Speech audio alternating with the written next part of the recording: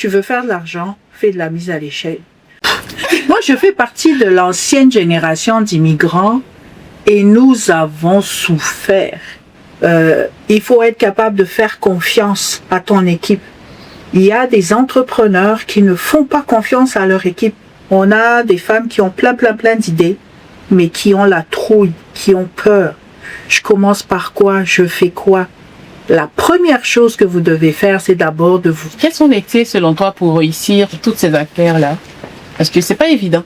J'ai plusieurs entreprises dans divers pays. Il faut être à l'aise avec le risque. Il faut être à l'aise de perdre de l'argent. Bienvenue à votre émission Femmes au micro le dimanche, une émission bi-hebdomadaire pour les femmes qui bâtissent notre société au Canada et à l'extérieur. Aujourd'hui, en cette fin du mois de mai, nous avons l'occasion de célébrer, de rencontrer une femme exceptionnelle pour nous, une femme qui est une mère, mais aussi une femme qui est entrepreneur, vraiment une serial entrepreneur, qui sera aujourd'hui sur notre plateau. Restez connectés.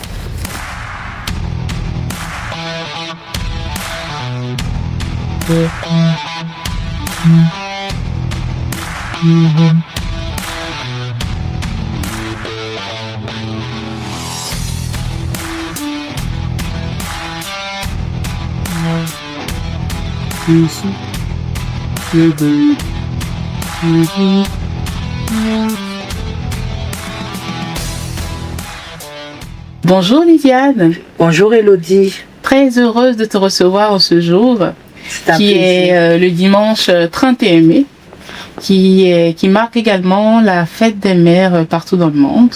C'est vrai que le 10 mai, on célébrait la fête des mères au Canada. Et on est chanceuse d'avoir 2 fois cette célébration-là durant le mois de mai. Bonne fête Lisiane. Merci beaucoup Elodie. Et bonne fête aussi à toutes les mères francophones. C'est ça. Bonne fête à toutes les mères. À toutes les mères. Bonne fête à toutes les mères et à toutes ces femmes-là que tu représentes aujourd'hui, parce que tu es une femme tellement pleine d'amour et aussi de sagesse pour tout un chacun. Fait que tu inspires cela, ce sens de la maternité, de l'éducation à chaque fois. Donc là, on se sent vraiment très emballé sur le plateau parce que tu es là. Donc merci d'être là, Lisiane. Merci beaucoup Elodie pour l'invitation et merci à Diaspora Interaction pour toutes ces opportunités de visibilité, de diffusion d'informations, de mobilisation qu'ils nous offrent ici à Québec. Excellent. Lisiane, moi je te connais, mais je suis sûre qu'il y a plusieurs personnes qui nous suivent, qui se demandent mais qui est Lisiane Randria? Est-ce une femme canadienne d'origine ou quoi que ce soit? Le nom Randria, déjà, ça nous dit qu'il y a quelque chose à aller chercher. Fait que Lisiane, peux-tu te présenter s'il te plaît? Oui, alors mon vrai nom en fait c'est Lisiane Randria Marolai. Comme ça sonne malgache. Je suis d'origine malgache, mais ça fait plus de 27 ans à peu près maintenant que je suis au Canada. Alors pour me faciliter la vie, on a coupé le long nom de famille et c'est pour ça qu'on me connaît sous le nom de Lisiane Randria. Okay. Bon, c'est sûr que c'est beau. C'est beau et puis ça facilite aussi la paperasse, j'imagine, pour la documentation. Oui, et les prises de rendez-vous. Justement. Ouais, bah sinon tu te fais humilier. Hein. Ton nom de famille, là, ils sont tout le temps en train de le massacrer. Et en même temps, c'est un héritage parce que je sais que chez les Malgaches, le nom signifie quelque chose. Oui. C'est ça, justement. Et chez toi, qu'est-ce que ça signifiait Mon nom de famille, Randria Marolai, signifie famille avec de nombreux garçons. Ah, ok. Et en fait, c'était dans le contexte où mes grands-parents, ils avaient 8 garçons et 4 filles et mon père était l'avant-dernier. Donc, c'est arrivé à mon père, ils ont dit « Ah, nous sommes une famille avec de nombreux garçons, on va l'appeler comme ça. » Donc, il a porté le nom de Randria Marolai. Okay, parfait. Est-ce que toi, tu perpétues ça avec de nombreux garçons aussi ou Même pas. On a plus, ma soeur, mon frère, tout le monde a plus de filles que de garçons. Donc c'est pour ça que ça a été coupé à Randria, je pense, parce que oui, là, on savait que... Non, c'est ça. C'est juste pour rire, c'est très bien. Donc Lisiane Randria. Et pourquoi le Canada? Quitter ton pays pour le Canada? Écoute, le Canada n'était pas un plan au départ. Je suis arrivée ici vraiment parce que mon mari avait obtenu une bourse pour étudier le transport à Rimouski. Je travaillais en France à l'époque et puis après il a eu sa bourse. Puis finalement, bon, je suis venue le rejoindre Puis on s'est dit, on va peut-être tester le Canada une dizaine d'années, mais maintenant ça fait 27 ans qu'on est là. Que vous testez. On ne teste plus. On a choisi C'est maintenant. ça, Ouais. justement. Wow, 27 ans. Ouais. C'est toute une vie, hein, 27 ans. Ben, j'ai donné toute ma jeunesse au Canada. J'ai donné tous mes enfants.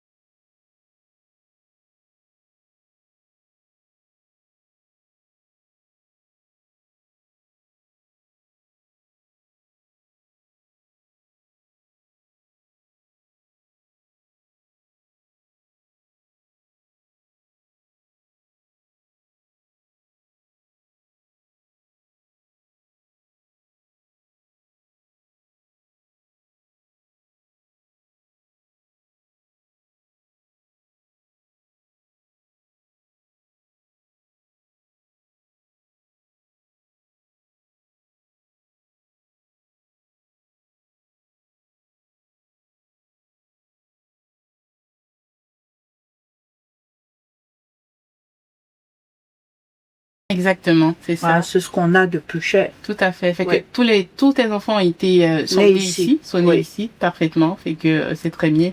Tu as su transmettre cet héritage-là à tes enfants, le Canada, puis la culture d'ici aussi. Double culture. Hein. Ouais. Oui, Exact. bien sûr, la culture malgache et la culture d'ici. Excellent. Mais pour une femme qui vient s'installer avec son mari, je sais que c'est pas toujours évident. Dans un nouveau pays, on s'installe et tout ça. Comment tu as réussi à vivre ton intégration Et moi, je fais partie de l'ancienne génération d'immigrants et nous avons souffert. On ne fait pas partie des derniers arrivés qui sont tant bien que mal. bien Oui, c'est encadrée et dur, tout, mais il y a de l'encadrement. On est arrivé à une époque où il y avait très peu d'encadrement, d'accompagnement et tout ça. On était quasiment livrés à nous-mêmes. Je me souviens, on est arrivé avec 2 sacoches.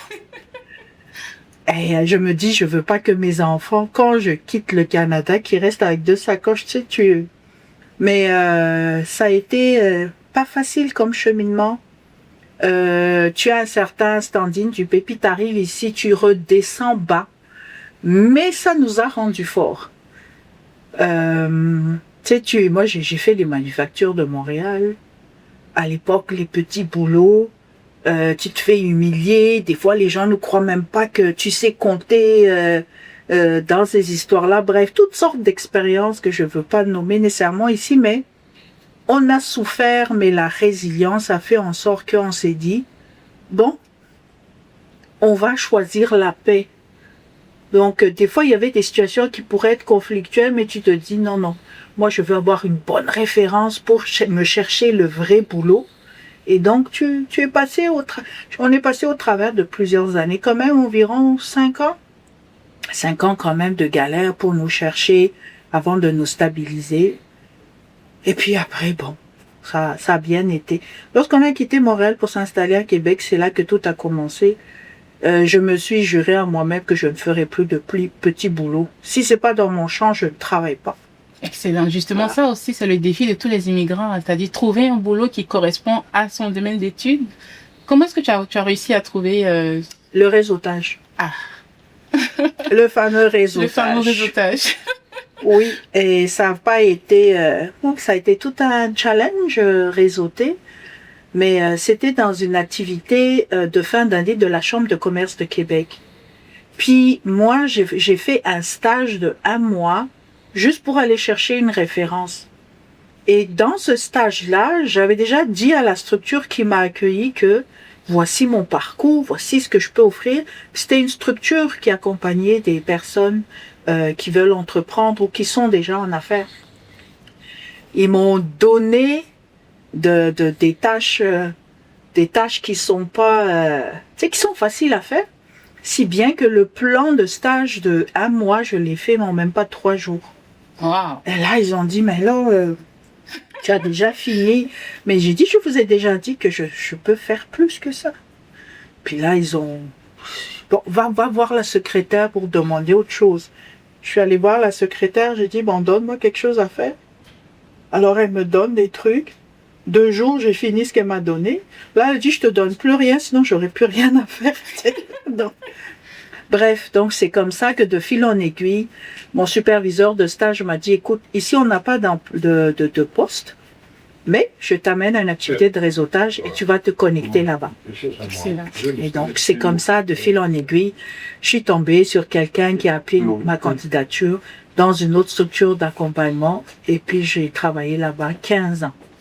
Voilà, fait que là, en fait, dans cette structure-là, tu as bâti ton expérience canadienne, on peut le dire ainsi. Mon expérience canadienne, combinée avec mon expérience malgache, française aussi.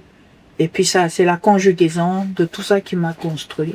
Super. Et comment on saute là de ces 15 ans d'expérience professionnelle à aujourd'hui une casquette de serial entrepreneur? Je pense que c'est naturel, Élodie, parce que une des choses qui m'a préoccupée lorsque je travaillais dans cet organisme-là, parce que j'analysais des projets, j'accompagnais des entrepreneurs, etc., je me suis dit, il me semble que pour mieux faire mon travail, je dois vivre ce qu'ils sont en train de vivre. Le stress, les crises de liquidité, les crises de personnel, toute sorte de crises que les entrepreneurs vivent, j'aimerais bien les vivre pour mieux conseiller par la suite. Et c'est comme ça que tranquillement, j'ai démarré. Donc, j'étais un entrepreneur hybride d'abord. J'ai fait les deux. Et puis, à un moment donné, j'ai fait le saut. Puis, j'ai pris goût. Puis, voilà, jusqu'à aujourd'hui. Et puis, on fait le saut, c'est sûr que c'est risqué. Fait que pour toi, à quel moment est-ce qu'on se décide de faire ce saut-là? Est-ce que c'est une question de stratégie financière ou c'est lorsque la passion dépasse même ce qu'on fait comme travail? Non, tu le sens parce que tu sais que là, tu es rendu au bout. Tu n'as plus rien à donner à l'organisation dans laquelle tu es et toi-même, tu te sens mal. Ah oui. Hein? Ah Puis, oui. Tu sens que tu n'es plus aligné avec ce que tu fais. Plus un cri aligné. intérieur. Et puis aussi, ce qui est arrivé, c'est que mes voyages internationaux se sont tellement succédés que j'avais eu la chance d'avoir un employeur qui me dit, quand tu as des missions, pars. Tu peux travailler à distance. Puis quand tu reviens, bon, tu réalignes tes choses. Mais sauf que les voyages, quasiment aux 2 semaines, j'avais des voyages. Si bien que quand je revenais, j'avais plus le temps de rattraper ce qui était rattrapé. J'étais épuisée. Puis les voyages m'ont donné goût. J'ai dit non. Ça, cette vie qui me convient là. Voilà, exactement. Rencontrer les peuples, les cultures, les différentes formes d'entrepreneurs, tout ça, non. C'est ce que je voulais. Super, super. Et puis en fait, quand on le fait, j'ai l'impression, je le vis aussi que on n'a plus l'impression qu'on est en train de travailler. Tu as l'impression d'accomplir ta destinée. En fait, tu t'amuses. C'est ça, tu t'amuses. Parce que tu es aligné, tu ça. travailles en t'amusant. Exact. Puis c'est ce que je voulais. Excellent, excellent. Et justement, comment est-ce qu'on peut faire pour diversifier ses revenus? Parce que justement, tu parles de travailler, bâtir quelque chose et tout. Lorsqu'on est professionnel, et même quand on démarre une entreprise, comment faire cette stratégie-là de diversification de revenus? Bon, la stratégie de diversification, il y a plusieurs manières de le faire, mais je vais parler spécifiquement pour les femmes. Je m'adresse à vous, les femmes, parce que la réalité que je vais vous présenter, c'est une réalité qu'on rencontre même dans plusieurs autres pays, pas juste ici. C'est que souvent, nous, les femmes, on va partir des petites affaires et des fois, on va faire plusieurs choses à la fois. C'est normal au départ, on peut tester plusieurs concepts. Mais le piège souvent, c'est que on va retrouver les femmes en train de toucher à différentes choses, mais sans structure. Pourquoi? Parce qu'elle a une préoccupation d'abord au départ, c'est de se dire, bon, je veux augmenter les revenus, par exemple, familial. Et là, c'est là maintenant que tu te retrouves où tu veux pas aller chercher du capital. Et d'ailleurs, les statistiques le disent, les femmes prennent moins de capital parce que elles ont peur, un peu plus peur de la dette que les hommes. Ce qui fait en sorte que la possibilité, le potentiel de croissance est bloqué. Or, le processus qu'il faudrait faire, comme moi j'ai vendu au marché au départ. J'avais un atelier de de production d'art à Madagascar avec ma sœur. Donc, j'étais au marché. Je vendais aussi des chaussures. J'avais une boutique de chaussures. Puis, je fais du conseil. Mais tout ça, c'était mélangé. À un moment donné, je me suis rendu compte que l'affaire de l'artisanat, là, on supprime ça. On a tout fermé. Maintenant, je suis partie avec les deux. Après ça, on a eu des problèmes de ressources humaines avec la boutique parce que moi, je commençais à partir. Les gestions de stock personnel, c'était compliqué. On l'a fermé.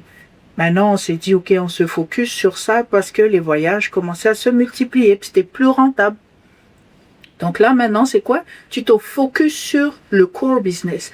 Donc, si par exemple, moi, les trois, ça marcherait, ben en fait, il faut structurer chacun. C'est-à-dire que une entreprise pour les chaussures, une entreprise pour le conseil, puis une entreprise, par exemple, pour la commercialisation de produits artistiques. Donc là, on est dans 3 couloirs. Mais moi, quand j'ai démarré, j'avais ces 3 couloirs, j'ai supprimé les 2, je me suis focusée sur le seul d'abord qui était rentable à l'époque. Après ça, on le fait grandir. Pour le faire grandir, tu dois structurer ton équipe, tu dois travailler ta communication. Et là arrive le gros syndrome de l'imposteur. Tu te caches, tu veux pas que les gens sachent trop ce que tu fais. Ça, c'est un problème qu'on vit souvent aussi en tant que femme. Et puis, à un moment donné, tu n'as plus le choix, tu dois sortir. Et encore plus, être une femme noire dans le domaine du conseil, dans une ville comme Québec, c'est, je ne dis pas double challenge, c'est 4 fois de challenge. Parce que tu dois démontrer que tu es compétente. Parce que souvent, même les personnes locales se disent, ouais, mais toi, tu viens d'ailleurs, tu viens nous montrer comment faire les affaires au Québec. Justement, étant immigrante, oui. Une femme. Oui. Alors, il y a déjà des préjugés d'avance. C'est ça, justement. Mais j'ai eu le privilège d'avoir des clients québécois super satisfaits qui sont devenus mes ambassadeurs. Et ça, c'est une clé aussi. C'est-à-dire, quand vous démarrez des entreprises, par exemple au Québec, ne vous focussez pas seulement sur les personnes issues de l'immigration. Visez large pour justement faire rayonner aussi notre expertise dans la société qui nous a accueillis. Hein. Exactement. Et puis, au fur et à mesure, maintenant, des opportunités sont arrivées. À force de voyager, on me dit, mais est-ce que tu peux nous trouver du personnel? Puis là, je me suis dit, bon, oui, je vais souvent en Afrique, mais je me dis, je vais aller commencer par mon pays. Donc, j'ai ouvert une entreprise de recrutement international à Madagascar. Donc, ça a été la première diversification. Et encore là, j'insiste encore là-dessus, il faut bien sectionner vos core business. Core business, c'est-à-dire qu'on ne mélange pas tout. Il faut que pour chaque entreprise ou chaque concept, tout soit aligné. Quel problème tu résous? À qui tu t'adresses? C'est quoi ton produit ou service? Et quel est ton impact? Et ça, c'est un couloir. Alors, si on a 4, il faut structurer les 4. Tu fais pas tout à un tout parce que souvent les gens, ils mélangent la structure juridique et la commercialisation de son projet. Par exemple, au Québec, quand tu montes une compagnie peut avoir 2 activités qui n'ont pas de rapport. Ouais, exact. Alors, les gens pensent que parce que c'est une entreprise, ils vont aller sur une page Facebook, ils vont tout faire la publicité, faire la pub de tout pêle-mêle. Oui, ça c'est une erreur à ne pas commettre. Donc il faut bien distinguer, même si c'est la même coquille fiscale, tu sépares les activités, tu les structures au niveau marketing de manière séparée et tu communiques de manière séparée. Donc ça c'est important. Et une fois que c'est fait, là maintenant tu organises tes ressources humaines. Ta communication, le côté digital, tout ça là tu l'organises. Et wow, là on a droit à une masterclass gratuite parce que là ce que tu viens de dévoiler là, les entrepreneurs ont pris des notes et c'est excellent parce que Lisiane justement grâce à Talia Conseil tu offres des conseils accompagnement aux entrepreneurs donc justement ça là ça fait quand même quelques minutes de coaching que tu viens de donner là et puis prenez-en de la graine. Lisiane, j'en profite aussi pour remercier Lisiane parce que j'ai aussi suivi une formation de conseil aux entreprises auprès de Lisiane. Voilà, donc c'est une femme très chevronnée, vraiment multi-talent et elle est assez humble, mais on ne finira jamais de parler des talents de Lisiane. En tout cas, merci Lodi, merci de s'être prêtée à ma formation. Ah, mais c'était bien, j'ai vraiment apprécié. très, très ouvert. Et puis, en plus, c'est une formation qui peut se suivre de l'international. Donc, pour toutes les personnes qui sont intéressées, ben, ils pourront aussi te contacter par la suite. Bien sûr. Mais ici, au Canada, il y a une femme qui prend du temps. Donc, monter une société, la famille, la socialisation et tout ça. Comment est-ce que tu arrives à jongler tous ces aspects-là de ta vie? Il faut d'abord bien s'entendre avec son mari si on est marié. Hein. Ah oui. Ça, c'est une première chose. Deuxièmement, tout est question de planification et de choix, je dirais, et aussi la préparation des enfants. Hein, quand on est mère, épouse, entrepreneur, etc., puis moi en plus il y a des voyages régulièrement, ben t'as pas le choix, il faut que tu t'organises. Donc il faut que ton processus décisionnel soit rapide. Des fois, il y a des personnes qui vont tergiverser pendant une journée, prendre une décision, c'est long, non. Quand tu rentres dans le mood, là, t'as pas le temps. Il faut pas chronométrer. Il faut mettre un délai de décision pour chaque chose. Parce que tu n'as pas de temps à perdre. Il faut te donner des règles. Si je prends des décisions, par exemple, pour ma famille, je ne dépasse pas 24 heures pour me positionner. Pour mes affaires, ça ne dépasse pas une journée. Pour telle affaire, donc, des fois, il y a des affaires complexes qui t'arrivent, mais si c'est complexe, ça ne veut pas dire que tu vas passer 2 mois là-dessus. Tu tranches parce que tu dois avancer. Exact. Alors, diversifier les activités, une chose. Concilier travail-famille, c'est une chose. Mais la capacité de prendre des décisions et d'avancer, puis d'assumer les résultats ou les conséquences qui peuvent être positives ou négatives, ça fait partie. Tout à fait. Ah, ça fait partie. La gestion de risque. La gestion de risques. C'est ça. De toutes sortes de risques. Et justement, des risques aussi ici pour la communauté, pour ceux qui immigrent de divers pays. C'est un risque déjà de venir au Canada. Oui. Est-ce que tu penses qu'on a suffisamment d'appui ici pour se développer ou quels sont les outils, les choses qu'on devrait encore mettre en place pour croître lorsqu'on décide de poser ses valises ici, là? Moi, je pense qu'on a déjà toute l'infrastructure qu'il faut. Okay. Parce que on a tout plein de programmes qui sont déjà disponibles. Vous allez voir souvent, je prends par exemple le cas des fonds pour les Noirs, par exemple. Ben souvent, ce sont les dossiers bien structurés qui vont manquer plutôt que les fonds disponibles. On peut pas dire qu'il manque de fonds. Donc, moi, je pense que tout est là. C'est juste que nous devons être transformés pour profiter de tout ce qu'on nous offre. Hein? Transformés à quel niveau? À quel niveau? La prise d'information. Beaucoup de gens sont là, mais ils sont pas au courant de grand-chose. Ils vont se contenter de bouche à oreille. Ah, telle personne m'a dit que...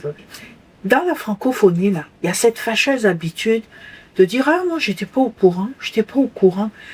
Tu peux me donner, par exemple, l'adresse de tel... » J'ai dit « Google est là, Internet est là. Tape, tu vas trouver l'information. » Oui, mais ce genre de réflexe d'aller chercher soi-même l'info, c'est pas tout le monde qui l'a. Et si on veut être entrepreneur, c'est la première chose. Parce que l'entrepreneuriat, c'est une question d'information. Tu prends une information stratégique, tu l'exploites pour faire de l'argent. Tout à fait. C'est aussi simple de ça. Alors, tu veux partir d'une entreprise? Tape, cherche, analyse, et puis tu peux pas dire que j'ai échoué parce que personne ne m'a dit qu'il fallait faire ceci, faire cela. Non. Il faut soi-même aller à la quête de l'information. C'est du leadership. C'est tout à fait ça. Exerce ton leadership en amont, en aval, et puis va vers les programmes. Deuxièmement aussi, il y a je ne dis pas qu'il n'y a pas de discrimination au Québec. On peut dire qu'il y en a des fois, mais des fois, c'est nous qui sommes mal informés. Je me souviens à l'époque, j'avais des gens qui criaient partout, « Ah, pas de financement, ils m'ont refusé. » Et puis là, tout le monde est en train de mousser cette affaire-là ils n'ont pas eu de financement. Mais quand tu t'en vas et tu questionnes, mais sa cote de crédit était pourrie. Ah. Alors, pourquoi tu cries que tu n'as pas eu ton financement pendant que c'est ta cote de crédit qui est pourrie? Alors, c'est pour ça que je dis, il faut qu'on exerce un leadership pour avancer dans ce système qui est mis à notre disposition. Exactement. Le mentorat est là, les microcrédits sont là, les banques sont là, etc. Moi, je me dis, si quelqu'un n'est pas capable d'avancer dedans, c'est qu'il y a un problème, tout simplement. Parce que ailleurs, en même temps, par exemple, si on parle des fonds pour communautés noires, par exemple, mais les autres communautés n'ont pas de fonds spécifiques, par exemple. Ça dit qu'on a déjà quand même un certain privilège, mais profitons d'exercer notre leadership pour pouvoir profiter de toutes ces choses qui sont mises à disposition pour nous. Exact. Et puis même, il y a des formations gratuites et tout ça. Oui, vraiment exact. Et nous, on est là aussi. Mais oui, également. Donc, voilà. Tu vois, c'est... tout est disponible. Il faut vraiment aller à la quête de l'information, savoir contacter de bonnes personnes. Oui, exactement. Et puis justement, suivre ce genre d'émission-là qui nous permet de pouvoir côtoyer aussi... Donc, merci, c'est très intéressant. Actuellement, Lysiane, je sais que tu as su plusieurs projets, surtout pour les femmes. Récemment, tu avais une conférence sur la transmission des valeurs aux enfants. Je pense le 8 mai dernier. Oui. C'est ça, exactement. Oui, à Québec, ouais. Donc, tu as plusieurs projets pour les femmes également. Tu as eu une conférence pour les femmes dans le mois de mars avec plusieurs femmes d'ici et d'ailleurs. Fait que tu as à cœur de transmettre ces valeurs-là, ce que tu sais au niveau de la famille et tout ça. Peux-tu nous parler un petit peu de toutes ces... Ah, ça, c'est une histoire de famille. Exact. Mais moi, j'ai la forte conviction, parce que tu sais, la femme, c'est elle qui élève l'homme et la femme. Quand on grille des fois dans le monde, ah, les hommes, les femmes, mais ce sont nous les femmes qui les avons éduqués. Donc, la clé, c'est nous. Alors, on doit avoir cette préoccupation de transmettre les bonnes valeurs, les bonnes connaissances, les bonnes informations, les bonnes cultures à nos enfants, garçons et filles, parce que c'est eux qui deviennent les citoyens, c'est eux qui deviennent les politiciens, c'est eux qui deviennent les futurs présidents, c'est eux qui deviennent tout le monde, les fiscalistes, les douaniers, tout ça, ce sont des gens qui ont été engendrés par des femmes. Alors c'est pour ça que j'aime beaucoup impacter les femmes et les jeunes, parce que pour moi c'est là que se trouve l'avenir. Et je me dis, par exemple, une femme entrepreneur peut facilement transmettre des valeurs entrepreneuriales, et surtout dans ces pays francophones là. À partir du moment où le goût du risque aussi est transmis, on va avoir des femmes qui vont construire des entreprises qui sont plus grosses. Parce que les statistiques disent que les femmes se limitent un peu dans l'ampleur entrepreneuriale, parce que pour elles, c'est comme quand j'ai ça, ça me suffit. J'ai ça, ça me suffit. Elles ont plus une préoccupation aussi humaine dans les affaires.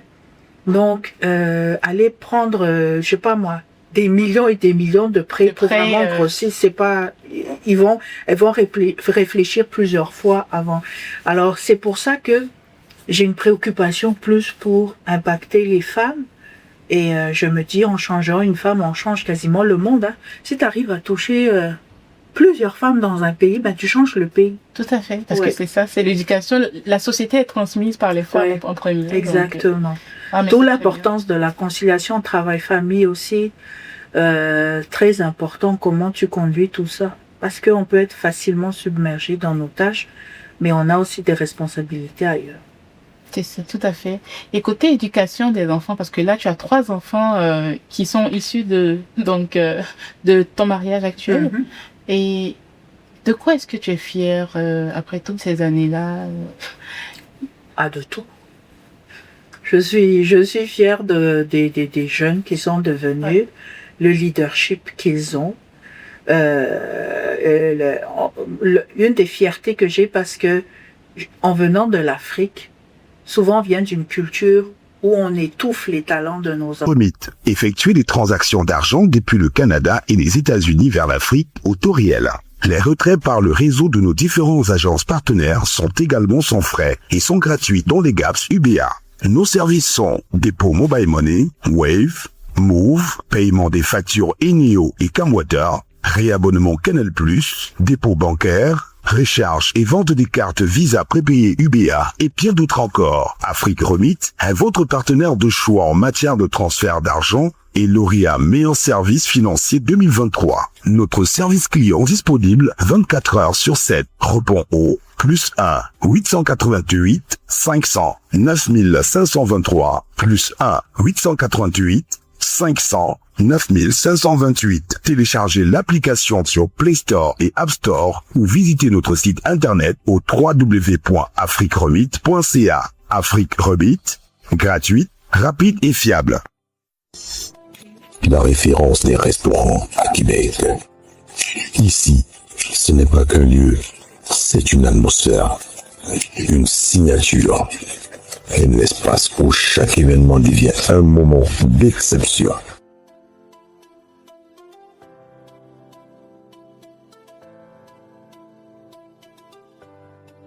Alors, de retour à notre émission, Lysiane, tu es une série d'entrepreneurs, tu as plusieurs entreprises. On fait des affaires. Moi, j'ai eu 4 faillites sur 10 dans mes démarrages d'entreprise. OK? Donc, il y a les échecs. Les échecs sont une leçon. Maintenant, on est sur les affaires qui roulent. Puis, on est capable de vivre avec ça. Et puis, je me dis aussi que j'aime beaucoup me positionner comme une entrepreneur globale. C'est très bien, justement. Et puis, tu as plusieurs entreprises. Mais je pense qu'on ne les connaît pas toutes.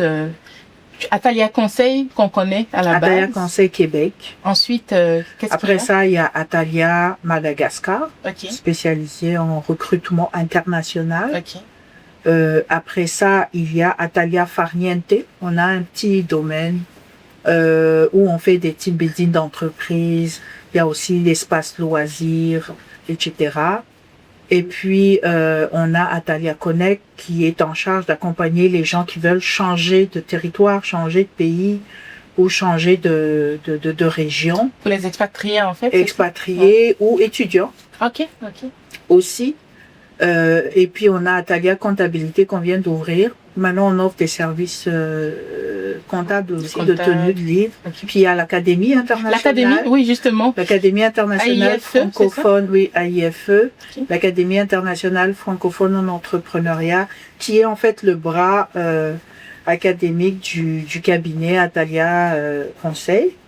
Et puis, bientôt, il y a Atalia Comore que nous allons ouvrir, qui est déjà en train d'ouvrir, en fait. Ah, mais waouh. Non seulement tu as plusieurs entreprises, mais tu es un peu partout dans le monde finalement. Là. Ça, c'est vraiment très inspirant. Et puis, justement, quelles sont les clés, selon toi, pour réussir toutes ces affaires-là? Parce que c'est pas évident. Gérer plusieurs entreprises dans divers pays. Il faut être à l'aise avec le risque. Il faut être à l'aise de perdre de l'argent. Il faut être à l'aise de se faire embêter par les clients. Il y a des choses pour lesquelles tu peux t'énerver, mais avec le temps, tu te dis, regarde, on avance. Mais le lien avec le goût du risque, il doit être vraiment là. Tu dois être prêt. Des fois, moi, j'ai toujours caché à ma mère le montant d'argent qu'on a déjà perdu parce que sinon, elle allait s'arracher les cheveux parce qu'elle ne comprenait rien à l'entrepreneuriat. Donc, il faut que ce soit quelqu'un qui est à l'aise de prendre des risques parce qu'on ne gagne pas toujours et on peut perdre beaucoup comme on peut gagner beaucoup. C'est ça, exactement. Dans certaines situations. Quoi d'autre aussi? Il faut être capable de faire confiance à ton équipe. Il y a des entrepreneurs qui ne font pas confiance à leur équipe. Si tu ne fais pas confiance à ton équipe, tu ne pourras jamais avancer parce que justement, une des clés que beaucoup de femmes oublient, c'est la mise à l'échelle. On a des idées, on démarre, on commence à se déployer et puis on est content, on dit qu'on est entrepreneur. Or, l'argent se trouve dans l'étape qui vient après. C'est ta scalabilité, ta capacité à te multiplier. C'est là-bas que l'argent se trouve. C'est pas en faisant juste de la vente. Et cette étape-là, souvent, beaucoup de femmes l'oublient. Mais pour aller là, il faut que tu sois capable de te dupliquer dans les tâches. Que ce soit des agents IA, que ce soit des vraies personnes, mais il faut que tu sois capable de déléguer plein de choses pour que toi, tu aies le temps de développer des nouvelles choses. Justement. Oui. Ah oui, puis la dernière activité qu'on a commencé depuis l'année passée, c'est l'immobilier, mais à l'extérieur. À l'extérieur? Ouais. En construction immobilière, c'est ça? Oui, exploitation immobilière. Super. Ouais. Puis investir en Petit à immobilier, petit. c'est tellement important aujourd'hui. On sait que le terrain, l'immobilier prend de la valeur en général. Et récemment, on a même eu la conférence Immobiz, qui justement était un excellent moyen de pouvoir avoir l'information sur le sujet. Donc, quel conseil tu donnerais brièvement là pour investir en immobilier ici au Canada? Ici, je ne connais pas le Mais terrain. plus à ici. l'extérieur? Oui, Ok. dans mon pays, parce que écoute, quand on va vieillir, on va être à la retraite et tout, il faut penser à tout ça. Et nous, on a eu l'opportunité justement, c'est de partir avec l'héritage que nos parents ont laissé. Puis là, c'est vraiment de le multiplier maintenant. Voilà, c'est pour ça que j'ai dit que c'est le dernier arrivé. On est en train de dire comment on gère tout ça, mais ça. Ah, ben c'est très bien. C'est tellement. En fait, ça a l'air simple quand tu l'expliques, mais waouh, c'est tout un écosystème. Félicitations, Lisiane. Félicitations. Merci. Tu nous inspires vraiment à continuer à le faire, à poser pierre après pierre pour bâtir notre avenir. Merci beaucoup. Mon plaisir. Et là, nous sommes au terme de notre émission. Quel message as-tu à laisser aux femmes qui aujourd'hui veulent se lancer en activité, aux femmes qui aujourd'hui sont déjà en activité mais qui aimeraient plus croître, et surtout aux mères en cette fin de mois de mai? Nous te laissons pour un message. Alors, à toutes les femmes, à toutes les mères en cette fête des mères, nous sommes de nature très créative et nous avons l'habitude de faire beaucoup de choses à la fois. Mais apprendre à faire les choses de manière structurée. On a des femmes qui ont plein d'idées, mais qui ont la trouille, qui ont peur. Je commence par quoi? Je fais quoi? La première chose que vous devez faire, c'est d'abord de vous aligner. Clarifier votre identité. Qui es-tu? Quelle est ta raison d'être? Pourquoi tu existes? Et quand ça c'est clair, naturellement maintenant le choix du projet va être plus évident parce que tu vas choisir en premier l'activité avec laquelle tu es vraiment en phase. Ça ne veut pas dire que tu ne vas pas avoir des entreprises dans des choses qui ne sont pas nécessairement alignées à toi. C'est comme moi par exemple l'affaire de la mobilité internationale. Ça n'a rien à voir avec ma passion, mon talent, mais il y avait une opportunité. Et comme j'avais l'habitude de faire des démarrages d'entreprise, j'ai dit je le fais, mais je laisse quelqu'un d'autre le gérer. Donc il y a toutes ces possibilités-là. Ne pensez pas aussi que le fait de vous accaparer de tout, ça va vous aider parce que vous voulez que ça soit super parfait. Si vous êtes trop perfectionniste, vous allez échouer en affaires. En affaires, il faut avoir la latitude de faire des erreurs, de perdre de l'argent et puis de ne pas avoir trop de maux de tête. Ça fait partie du cursus. Alors, je pense que je vais clôturer avec ça, mais apprendre à démarrer, c'est une chose, mais apprendre à maintenir l'entreprise en vie, c'est une autre chose.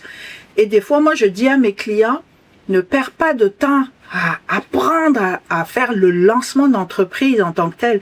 Prends du temps à apprendre à gérer l'entreprise, parce que c'est là que tout commence. C'est là que si tu n'es pas capable de le faire, ça ne marchera pas. Tu peux bien démarrer, mais après, ça ne marche pas. Donc, comment gérer, comment structurer, comment multiplier et ne pas oublier la mise à l'échelle. Tu veux faire de l'argent, fais de la mise à l'échelle.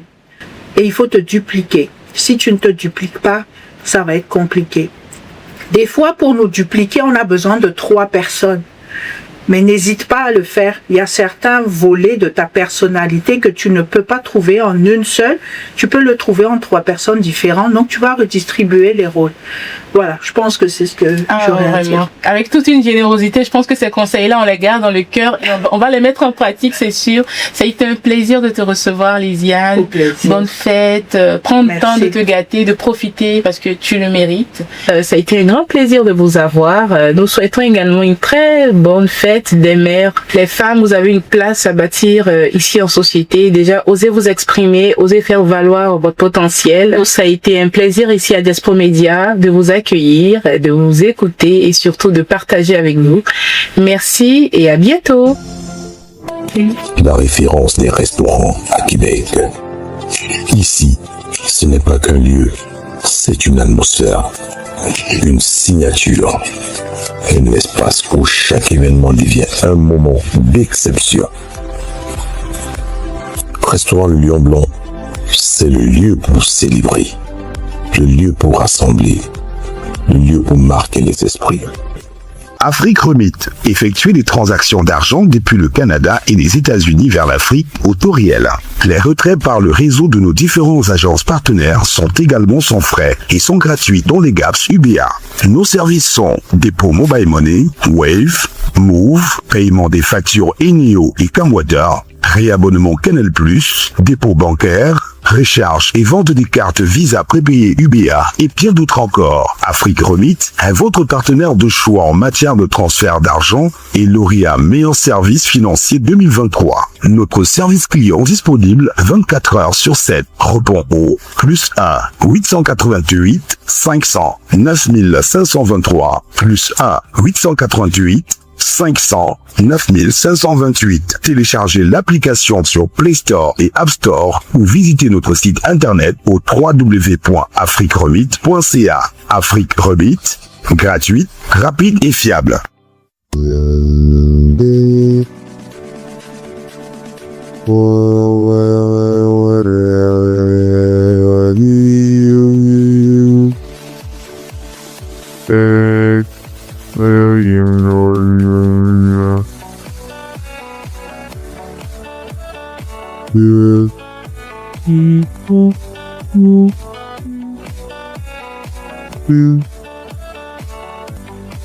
Yeah.